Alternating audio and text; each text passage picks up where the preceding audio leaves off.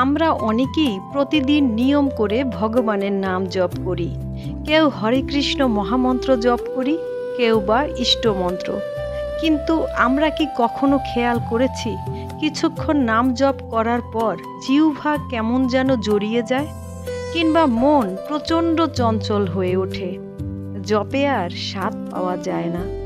শাস্ত্রে একেই বলা হয়েছে জিহ্বার বিকার বা জপের সূক্ষ্ম অন্তরায়।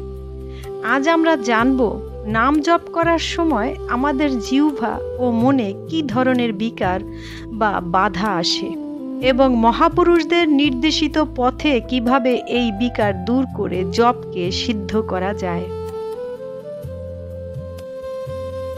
ভক্তি কথা বাংলায় স্বাগতম।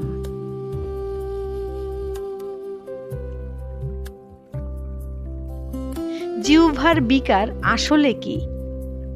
জপ করার সময় প্রধানত দুই ধরনের বিকার দেখা দেয়, একটি শারীরিক ও অন্যটি মানসিক। অনেক সময় একটানা জপ করলে মুখ শুকিয়ে আসে, জিহ্বা আড়ষ্ট হয়ে যায়, কিংবা নাম উচ্চারণে অলসতা আসে। আবার অন্য একটি বিকার হলো নাম অপরাধ বা রস আস্বাদনের বিকার। এর মানে হলো আমরা মুখে নাম উচ্চারণ করছি ঠিকই, কিন্তু জিহ্বা কেবল যান্ত্রিকভাবে নড়ছে, হৃদয়ে কোনো ভক্তির রস তৈরিই হচ্ছে না। শ্রী চৈতন্য চরিতামৃত এবং ভক্তি শাস্ত্রে বলা হয়েছে, জিহ্বা যখন সংসারের অনিত্য কথা বা পরনিন্দায় অভ্যস্ত থাকে, তখন ভগবানের দিব্য নাম জপ করার সময় তার মধ্যে এক ধরনের বিকার বা অরুচি তৈরি হয়। কেন এই বিকার বা জড়তা তৈরি হয় তার কারণগুলো দেখে নেই। অসতর্কতা ও যান্ত্রিকতা। আমরা যখন নাম জপকে একটা দৈনিক ডিউটি বা দায়িত্ব মনে করে তাড়াহুড়ো করে শেষ করতে চাই, তখন জিহ্বা তার নিয়ন্ত্রণ হারায় এবং বিকার ঘটে। জিহ্বার অসৎ ব্যবহার। সারাদিন আমরা জিহ্বা দিয়ে কি কথা বলছি তা জপের উপর সরাসরি প্রভাব ফেলে। সারাদিন পরনিন্দা, পরচর্চা বা মিথ্যা কথা বললে সেই জিহ্বা দিয়ে ব্রহ্ম মুহূর্তে বা অন্য কোনো সময়ে জপ করতে বসলে নামের প্রতি অনুরাগ আসে না। অপরাধ যুক্ত জপ। জপ করার সময় যদি মন অন্য কোথাও ঘুরে বেড়ায়, তবে জিহ্বা সচল থাকলেও তাকে নামাভাস বা বিকারযুক্ত জপ বলা হয়। জিহ্বার বিকার দূর করার তিনটি আধ্যাত্মিক উপায়। স্পষ্ট ও ধীর উচ্চারণ। জপ করার সময় তাড়াহুড়ো একদম চলবে না।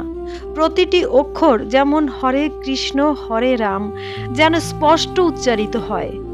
নিজের মুখের নাম নিজের মন দিয়ে শোনার চেষ্টা করতে হবে, একে বলা হয় শ্রবণ কীর্তন। মৌনতা ও জিহ্বার সংযম। জপের আগে ও পরে কিছুক্ষণ অনর্থক কথা বলা বন্ধ রাখতে হবে। বিশেষ করে ব্রহ্ম মুহূর্তে যখন পরিবেশ শান্ত থাকে, তখন জপ শুরু করার আগে মন ও জিহ্বাকে স্থির করে নিতে হয়। জিহ্বা অগ্র দিয়ে নাম স্পর্শ। মহাপুরুষেরা বলেন, জপ করার সময় ভাবুন যে আপনি জিহ্বা দিয়ে নাম উচ্চারণ করছেন না, বরং স্বয়ং নাম প্রভু আপনার জিহ্বায় নৃত্য করছেন। এই চিন্ময় ভাব জিহ্বার সমস্ত জড়তা ও অলসতা নিমিষেই দূর করে দেয়। নাম জপ কেবল একটি শারীরিক প্রক্রিয়া নয়, এটি আত্মার শুদ্ধিকরণ।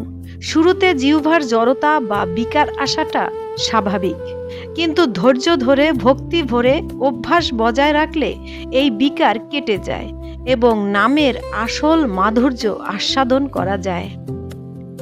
আপনার জপ করার সময়ও কি এমন কোনো সমস্যা হয়? কমেন্ট করে আমাদের জানান।